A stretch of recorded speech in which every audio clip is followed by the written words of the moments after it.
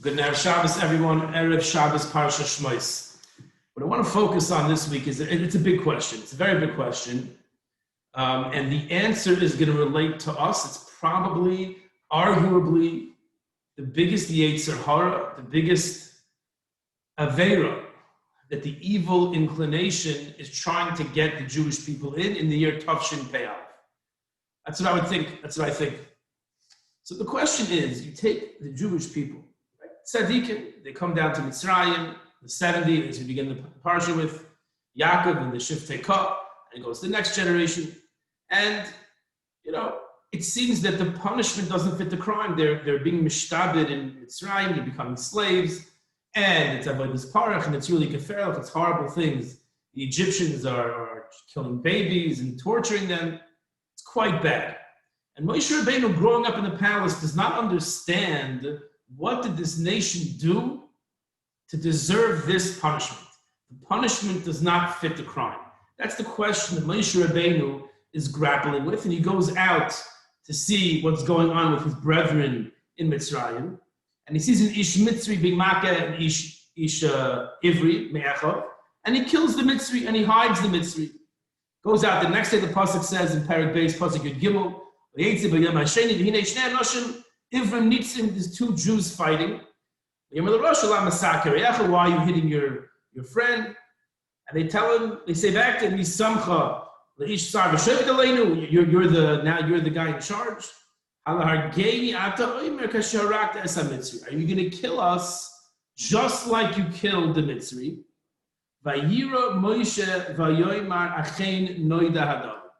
Moshe Rabbeinu got scared and he said the famous words, Achein Noida Hadavar. The thing has become known. Rashi says, what did Moshe Rabbeinu now understand? He always had difficult why the Jewish people are being tortured, why they're being enslaved. And by the way, I forgot to mention, that is the question you're supposed to ask at the Shabbos table.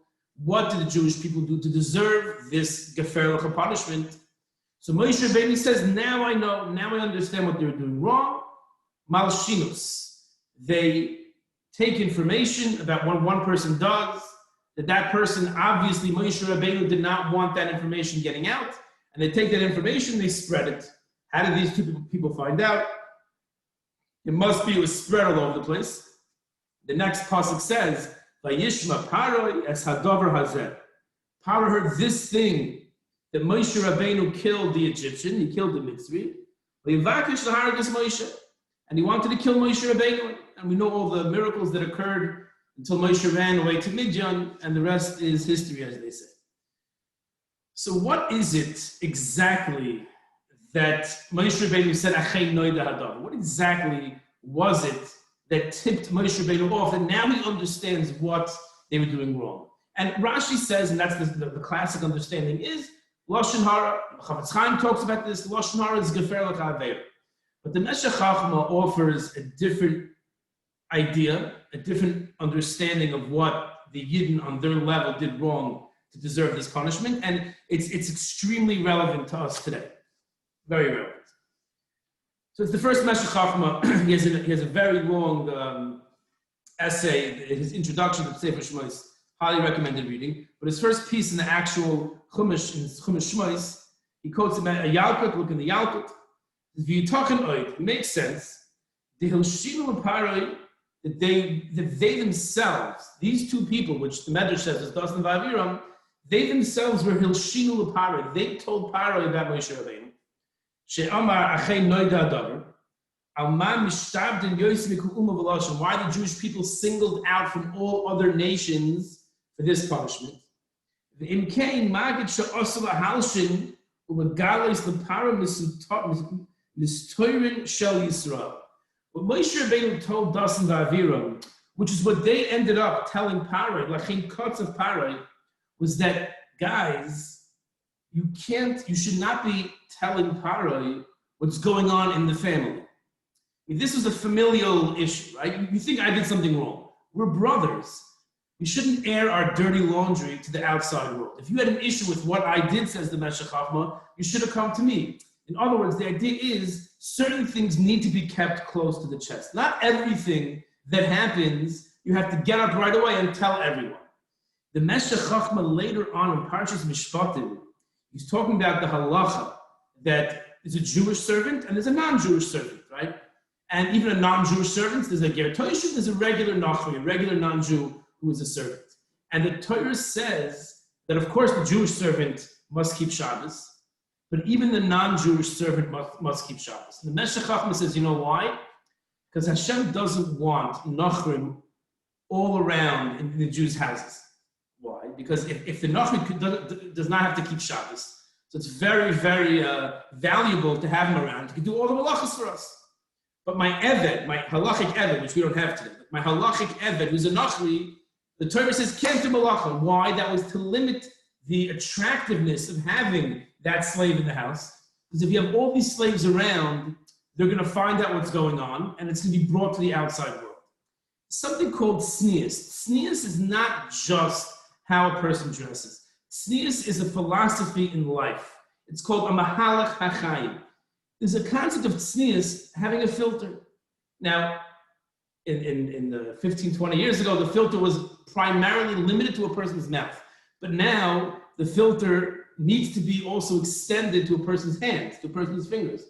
How many times does the person see something, have an idea, and shoots it out right away to the WhatsApp chat, or to the email list, or to the whatever other forums there are, to where you can have in 1 second, you can send to millions of people. Things can go viral. And there's a concept that we don't air dirty laundry, whether that is on a familial level, whether it's on a communal level, whether it's on a national level.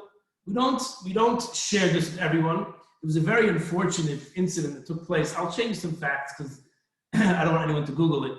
But let's say there was a get-together of Jewish people where, let's say it was a wedding, where a Jew acted in an inappropriate manner to a nachri who was working there, very inappropriate.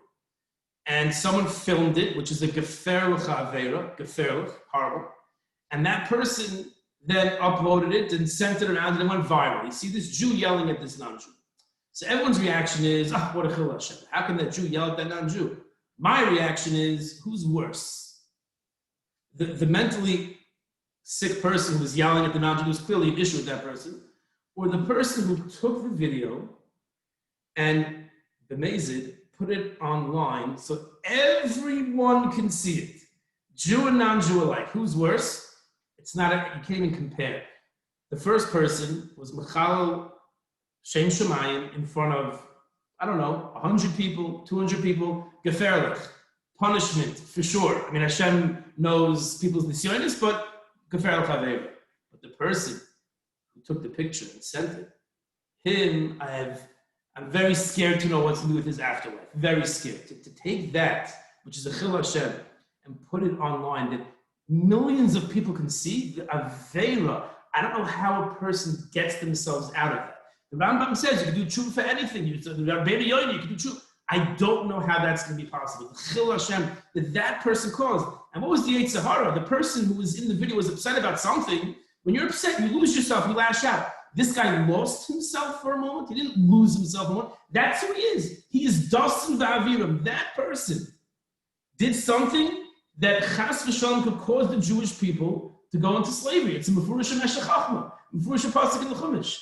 If a Jew, if anyone takes their dirty laundry and they air it to the ganze Welt, to the entire world, that is a reason that an entire nation becomes slaves and tortured and murdered for that alone. As they state in Meshech Chachma.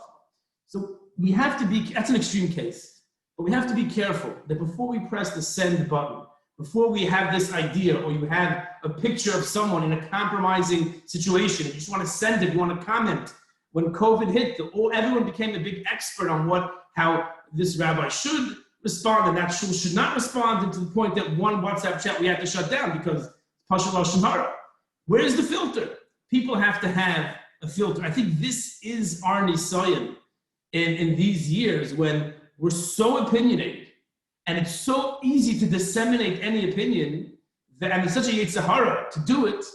We have to control ourselves. We have to realize the Meshech Chacham is telling us this is the reason for the sheep of Mitzrayim. Now it makes, not the reason, but now it makes sense to Moshe Rabbeinu.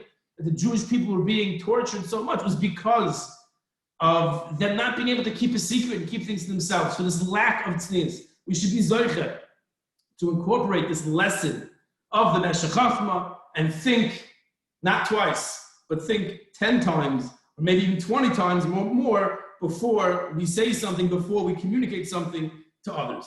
Wishing everyone a wonderful Shabbos.